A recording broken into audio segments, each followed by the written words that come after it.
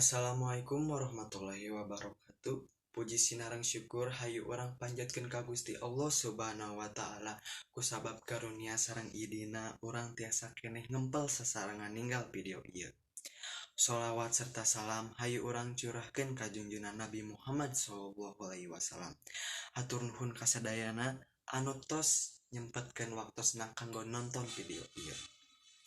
Dina kesempatan ieu simkuring mawa biantara anu judulna Kaendahan Cinta Numutkeun Ajaran Islam. Nah anjeun terang naon ari cinta, numutkeun ka Google, cinta mangrupikeun emosi kaasih anu kuat sareng daya tarik pribadi. Cinta oge tiasa ditafsirkeun salaku perasaan dina diri jalma kusabab faktor konstituentina. Tapi kuring pikir cinta mangrupikeun perasaan anu jero pikeun batur ngajantenkeun kami raoseun, raos bagja, raos aman nalika di sekitar anjeunna sareng ngaraos hieun urang bakal wareg ngagaduhan anjeunna. Ngawongkong cinta, ngeunaan cinta, nah anjeun sadaya bogoh ka saha? Atanapi cinta nangan saukur disumputkeun. Tapi teu kunaon. Kusabab cinta henteu kedah gaduh, tapi definisi cinta nyaeta ningali jalma anu urang dipika cinta bagja sareng batur sanaos henteu sareng urang. Cinta numutkeun pandangan Islam nyaeta ngeunaan naluri sareng nafsu. Cinta sajati numutkeun Islam nyaeta cinta anu timbul dina konteks sareng kusabab Allah, sabab ngharepkeun ridona sareng sabab hoyong dijantenkeun cara ibadah. Islam teu ngalarang saha wae pikeun mikanyaah hiji hal. Tibatan Islam mangrupikeun agama anu pinuh welas asih sareng cinta. Ieu sababaraha cara pikeun memperjuangkeun cinta numutkeun pandangan Islam. Hiji, niat pikeun Allah. Entong cinta kusabab nafsu sapertos kusabab jasmani atanapi harta. Sabab engke Allah bakal ngahinakeunna. Quran surat Qasas ayat 50 anu hartosna. Sareng saha anu langkung sesat tibatan jalma-jalma anu nuturkeun kahoyong nyalira tanpa kenging pitunjuk ti Allah. Nu kadua, ngajaga pandangan asih jalma anu teu acan janten muhrim. Tangtosna henteu kedah kaleuwihan contona dina melong. Atanati anjeunna langkung raos sareng henteu ngadeuketan secara langsung. Ningali jalma anu sanes muhrim oge kalebet jinah anu kedah dijauhan. Langkung sae berjuang kalayan sabar dugi ka anjeunna ngagaduhan hubungan anu halal. Anu katilu, deukeut ka Allah. Entong hilap ngalebetkeun Allah dina unggal bisnis, kalebet perkawis anu aya hubunganana sareng memperjuangkeun cinta. Anu kaopat, jauh tina jinah. Dina perjuangkeun pikeun cinta, anu paling kedah dihindari nyaeta jinah. Nyaeta jinah dina bentuk naon wae. Nah eta dina jinah hate, jinah panon, jinah pikiran, atanapi jinah tina kalakuan kusabab eta sadayana mangrupikeun kalakuan anu digolongkeun kana dosa.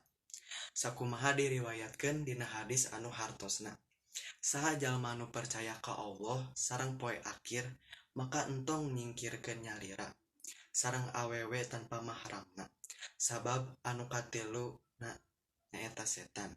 Hadis riwayat Ahmad. Anu kalima, ngaronjatkeun diri salawasna ningkatkeun diri dina hal moral sareng hate, sahingga engke anjeun bakal kengingkeun pasangan anu pangsaena sareng kengingkeun hasil anu pangsaena dina naon anu anjeun perjuangkeun.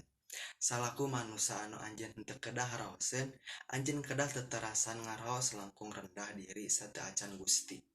Daripada micen waktos ku pacaran, langkung sae urang pikeun ngumpulkeun amal kahadean. Tong hilap salat sareng nambihan zakat. Salaku tambahan, upami anjeun leres-leres mikanyaah ka jalma anu anjeun cinta, maka nanada ka Allah Subhanahu wa taala. Ya Allah, upami anjeunna nikah ka kuring, maka cakeutkeun anjeunna sabab kuring bogoh pisan ka anjeunna.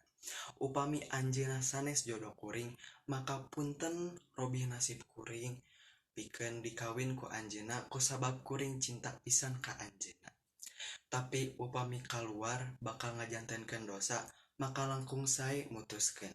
Ieu kumaha mutuskeun kabogoh?